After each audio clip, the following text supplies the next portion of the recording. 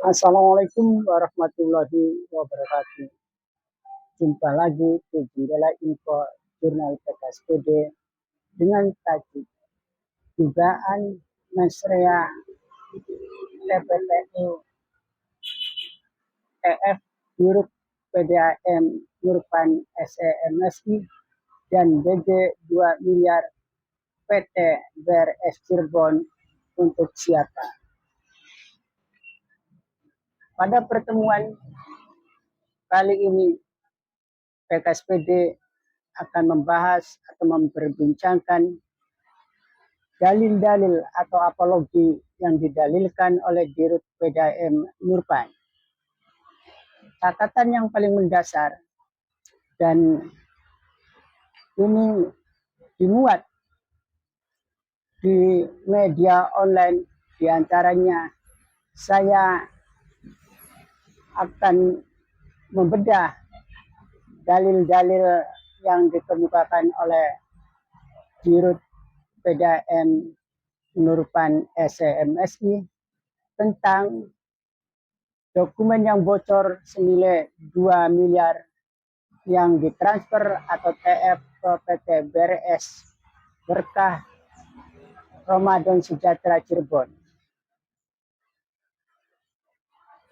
Media online e1.com yang ditulis oleh wartawan Trihadi dengan judul "Perusahaan itu aktif. Mereka langsung mengeluarkan cek 2 miliar dengan tanggal yang sama. Jika tidak aktif tentu tidak bisa menerbitkan cek."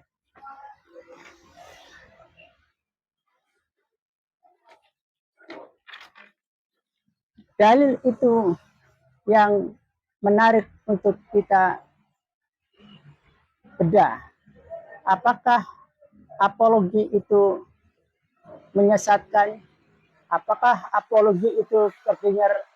Atau apakah apologi ini terlampau bodoh bin dungu? Yang saya maksudkan dulu adalah apologinya, bukan personal Dirut, karena saya yakin Dirut bukan orang bodoh, tapi orang pintar, baik sekolahnya maupun masa kuliahnya. Jadi sekali lagi yang saya maksud dulu adalah apologi, alibi, dan argumentasi yang didalilkan. Kita semua tahu, jika kita melek atau kita ingin mengusir kebingungan dari diri kita, maka mari kita diskusikan. Teman-teman wartawan, publik luas, dan masyarakat Indramayu khususnya sebagai pemegang saham PDAM yang monopoli air, maka tentu tidak ingin disesatkan atau tidak ingin diracuni oleh keblinger dengan apologi atau alibi atau argumentasi yang pada akhirnya akan menjadi sesat. Dirut PDAM mengatakan bahwa perusahaan itu masih aktif karena dibuktikan dengan bisa transfer atau dibuktikan dengan PT BRS menerbitkan cek senilai atau BG senilai 2 miliar pada hari Senin tanggal 17 November 2025. Bagi kita semua yang punya logika dan akal waras, kemudian kita yang punya empirik atau kita yang pernah berkenalan dengan pihak perbankan, argumentasi keblinger dan apologi yang amat bodoh dan dungu itu bisa kita buktikan, dan kita semua tentu bisa mengecek di dunia perbankan. Jika rekening perusahaan yang sudah tutup kegiatan usahanya, kemudian rekening di banknya belum ditutup, maka transaksi keuangan masih bisa dilakukan kapan saja. Kemudian perusahaan tersebut atau PT tersebut masih bisa menerbitkan BG jika ada saldonya, karena BG adalah untuk pembayaran-pembayaran kepada pihak ketiga. Untuk itu argumentasi bahwa karena masih bisa transfer, kemudian PT BRS masih bisa menerbitkan BG atau via giro atau cek, maka diklaim bahwa perusahaan itu masih aktif. Dan argumentasi dan apologi itu sungguh sangat menyesatkan Blinger dan Karwek. Karwek adalah, harus kita definisikan atau padanannya adalah sekendaknya sendiri dan semaunya sendiri, seolah-olah bahwa pernyataan itu benar. Apalagi perusahaannya, misalnya salah satu core bisnisnya dalam hal ini olahan daging, kemudian tidak dilanjutkan atau tutup karena kompetisi pasar bebas, kemudian ada sektor lain dari kegiatan usahanya, maka pastilah rekening perusahaan di bank tidak akan ditutup. Sekalipun kemudian dia sudah tidak memiliki lagi kegiatan usaha, tetapi jika rekeningnya belum ditutup di perbankan atau di bank yang ada, maka rekeningnya masih aktif dan bisa melakukan transfer, bisa menerima transfer, bisa menerbitkan BG, dan lain-lain. Dan kengawuran itu tentu harus dipahami oleh semua publik, terutama mahasiswa, khususnya juga mahasiswa akuntansi, sehingga penjelasan-penjelasan yang keblinger kemudian ini bisa dihindari. Itu yang dalil-dalil yang dikemukakan oleh Dirut PDAM, maka itu sebenarnya apologi yang didalilkan, argumentasi yang didalilkan, alibi yang didalilkan menjadi sesat dan keblinger. Untuk itu, mari kita belajar akuntansi, belajar jurnal, belajar memahami neraca atau mengupas neraca. Tetapi sekali lagi, jangan menganggap saya sebagai guru atau dosen. Kita sama-sama belajar karena kita ingin mengusir keduluan dari diri kita, karena sangat berbahaya bagi Indramayu dan bagi negeri ini. Kecuali kita hidup di negeri adakadabra. Saya sebenarnya ingin juga duduk bersama dengan jajaran direksi atau dengan dirut, dengan dirum, dengan dirtek, dengan manajer bidang keuangan, supervisor verifikasi anggaran, supervisor akuntansi, supervisor kas, supervisor teknologi informasi dan pengelolaan data, dan semua yang ada di jajaran direksi. Karena saya amatlah dulu sehingga saya bisa belajar bagaimana membuat jurnal yang curang, bagaimana membuat manipulasi neraca, bagaimana kemudian kecurangan-kecurangan itu bisa diapologikan seolah-olah bahwa itu benar. Tibalah saatnya kini. Mari kita sama-sama belajar dan keluar dari kebodohan dan keduniaan, sehingga kita tidak tersesat di jalan yang benar, tidak tersesat di jalan yang sesat, untuk menggunakan logika dan akal waras. Jika TF itu atau yang oleh dirut atau oleh manajer bidang keuangan atau oleh bagian akuntansi dikatakan uang titipan ke PT BRS Cirebon, bagaimana menjurnalnya? Kita berikan contoh-contoh sehingga kemudian kita bisa menilai apakah jurnalnya benar atau neracanya akan benar.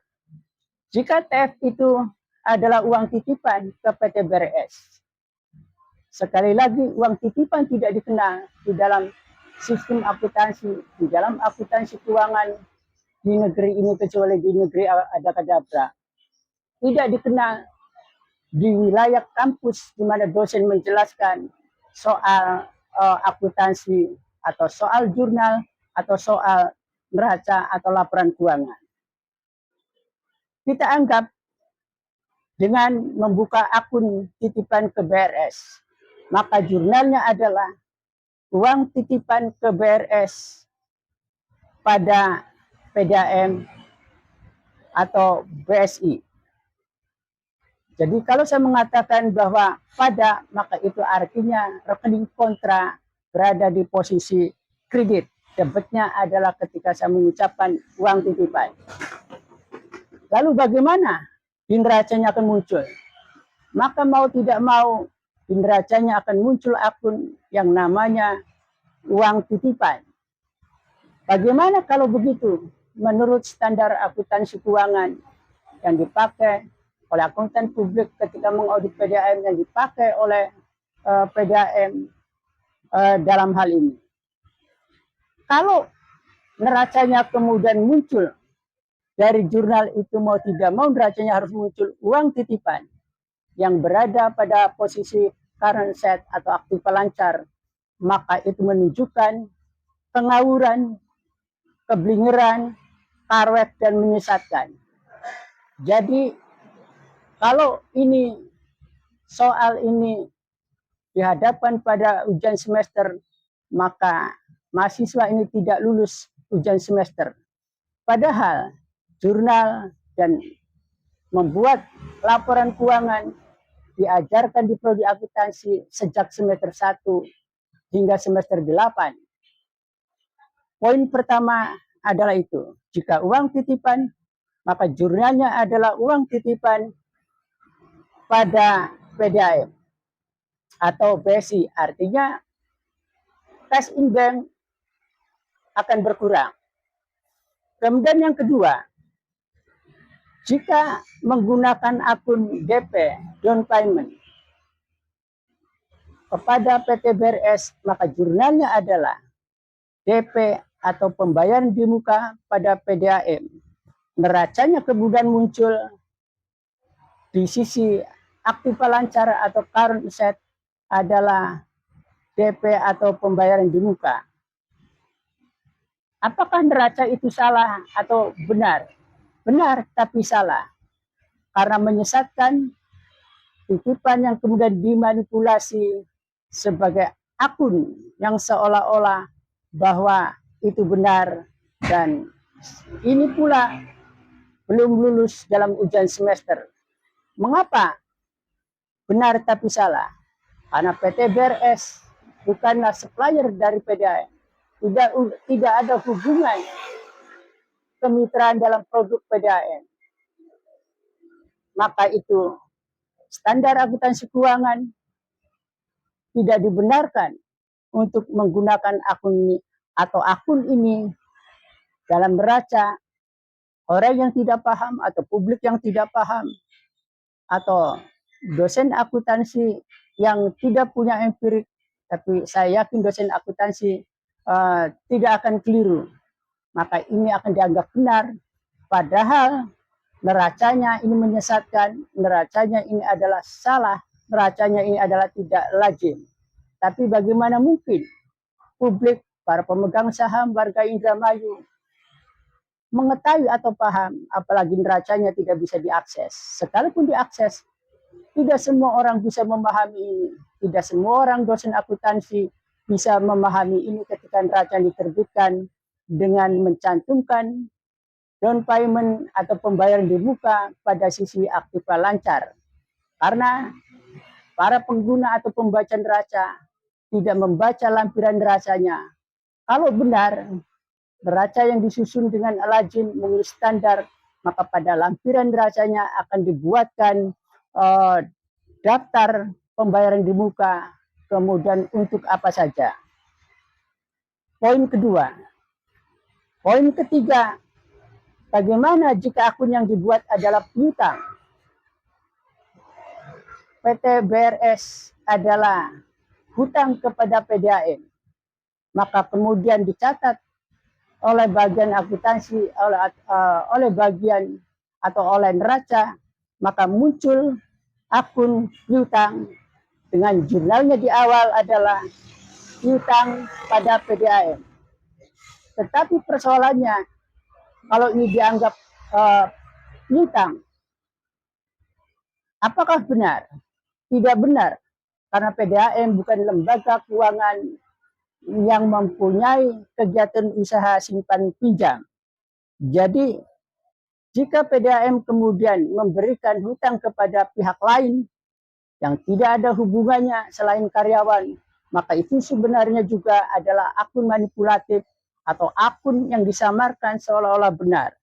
Maka hal ini pun benar tapi salah karena memanipulasi akun, dan ini sebenarnya ada pada maestria TPPU. Dugaan-dugaan ini menguatkan adanya indikasi atau dugaan soal TPPU yang dilakukan oleh Dirut PDAM Nurpan SEMSI.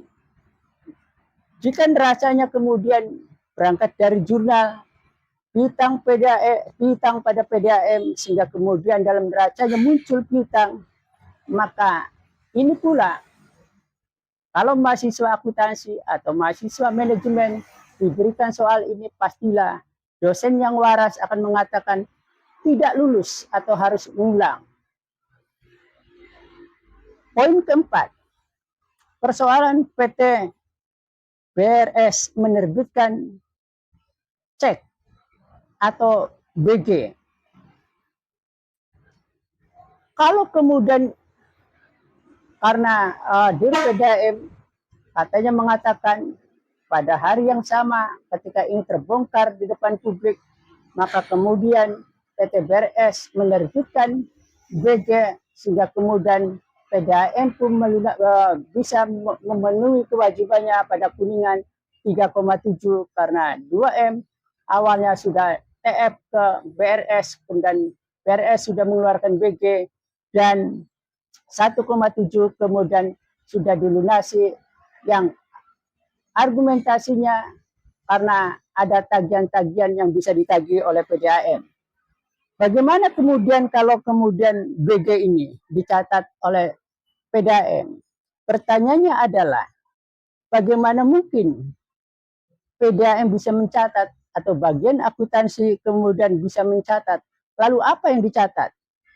Karena ini tidak punya keterkaitan, anggap bahwa BG itu jika kemudian diterbitkan kembali kepada PDAM di dalam sistem akuntansi yang waras, di dalam standar akuntansi, maka ini dianggap uang nyasar, maka itu tidak perlu dicatat di dalam neraca, tidak perlu dibuka di bagian akunting, tetapi itu harus dipertanyakan ulang, uang nyasar ini dari mana?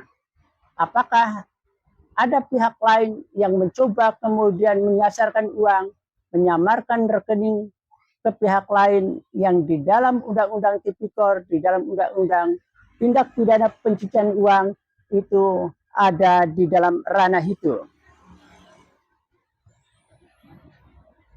Bagian akuntansi tentu paham, bahkan Dirut PDAM tentunya harus paham, karena mengklaim dirinya sebagai ekonom profesional atau profesional ekonom. Jika BG itu terbit, jika PDAM itu kemudian juga menerbitkan BG untuk pembayaran-pembayaran pada supplier atau rekanannya, apa yang harus kemudian dilakukan oleh bagian akuntansi atau oleh Dirut, sehingga kemudian Dirut paham mana BG yang sudah jatuh tempo, mana yang belum jatuh tempo. Maka dalam standar akuntansi yang waras, sistem pengendalian intern yang waras, maka bagian accounting harus membuat rekonsiliasi bank, namanya rekonsiliasi bank, setiap minggu dan setiap bulan. Mengapa demikian?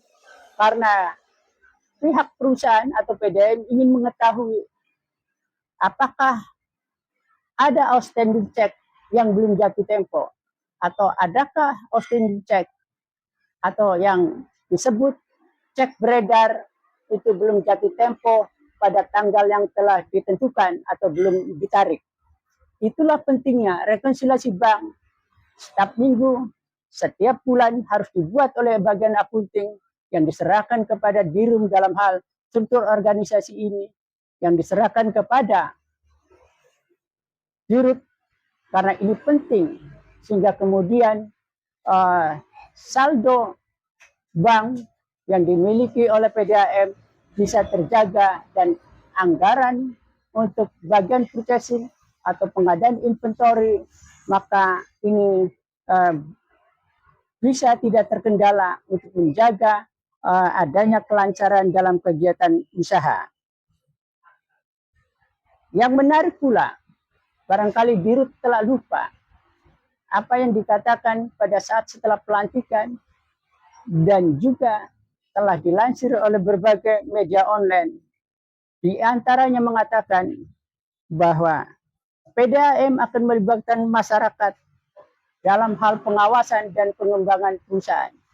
Tetapi faktanya sangat paradoks, sangat ironis, karena dokumen yang terbongkar atau kemudian yang kita sebut-sebut dugaan TPPU, atau ada operasi senyap tentang dana yang keluar dan kemudian itu bocor di publik, ternyata sudah kebakaran jenggot, kemudian membuat argumentasi, membuat apologi, membuat alibi yang menyesatkan, yang keblinger, yang karwek, bahkan apologi-apologi yang dibangun, argumentasi-argumentasi yang dibangun adalah terlampau bodoh dan terlampau dulu. Sekali lagi, saya tidak mengatakan personal Dirut atau jajaran direksi atau para pegawai PDAM itu adalah dulu karena mereka diterima dengan klaim melalui seleksi. Tetapi yang saya maksudkan dulu di dalam persoalan ini adalah untuk membangun argumentasi akademik, untuk membangun argumentasi kaidah hukum, dan untuk membangun argumentasi pada hukum akuntansi dan regulasi-regulasi lainnya.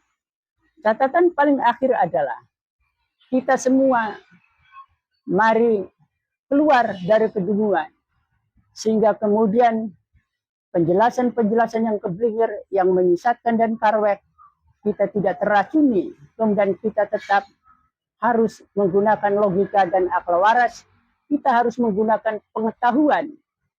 Barangkali Dirut, jajaran direksi, manajer bidang keuangan, dan semua organ di bawahnya telah lupa pada disiplin ilmu, atau kemudian telah lupa ketika dosen mengajarkan, mungkin waktu itu tiduran, mungkin waktu itu membaca bukunya terbalik, tetapi kemudian tidak mau belajar. Nah, oleh karena itu, PKSPD menghimbau kepada publik, masyarakat Indramayu yang terutama adalah pemegang saham, termasuk bupatinya, untuk melek, untuk bisa mengambil tindakan yang tegas terhadap persoalan dugaan TPPU, karena mensreanya sudah jelas dari pembuktian terhadap jurnal yang waras, bukan jurnal yang direkayasa atau manipulasi.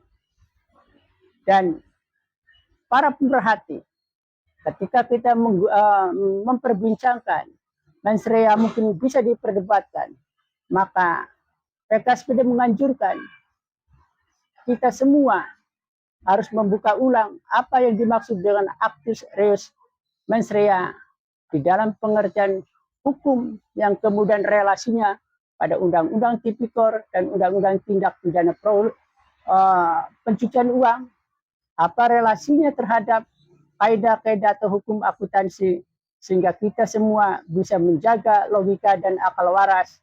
Kemudian PDAM sebagai BUMD bisa diselamatkan, bisa diwaraskan, tidak lagi menjadi tong sampah dengan manajemen sampah. Catatan paling akhir, tantangan buat Dirut karena mengklaim dirinya sebagai ekonom profesional, sebagai profesional ekonom, maka itu perlu dibuktikan, bukan hanya omong-omong doang atau omong-omong, sehingga tidak menjadi paradok, tidak menjadi ironis. Karena Dirut baru seumur jagung, atau kata teman saya baru seumur kangkung, sudah terkuak penyalahgunaan kewenangan yang meskipun dibantah katanya bukan penyalahgunaan kewenangan. Nah, penjelasan-penjelasan itu kemudian harus dipahami oleh civil society, oleh para mahasiswa sehingga tidak tersesat di jalan kebenaran, tidak tersesat di jalan yang sesat. Kita mari belajar membuat jurnal, membuat neraca, bagaimana kemudian kita bisa menghadirkan, bisa memahami neraca, mana yang menyesatkan, mana yang window dressing, mana yang manipulatif, dan lain-lain. Sehingga logika dan akal waras akan menuntun itu semua, dan kita akan bisa keluar dari kedunguan. Sekali lagi, PDAM jika merasa profesional dirutnya, maka dirut pun harus berani menantang publik dengan menerbitkan neraca. Karena kalau saya seandainya menjadi dirut, maka saya akan buktikan bahwa ini loh neraca, silahkan publik kaji, silahkan neraca itu dikoreksi. Tetapi kalau neraca itu disembunyikan pada hak pemegang saham, hak publik, data publik bagi masyarakat Indramayu, maka indikasinya neraca itu tidak waras, neraca itu window dressing, neraca itu masih sakit, dan PDAM masih sakit dengan beban yang tinggi, tetapi dugaan korupsi, indikasi korupsi tidak bisa atau masih subur di dalam PDAM. Terima kasih. Wassalamualaikum warahmatullahi wabarakatuh.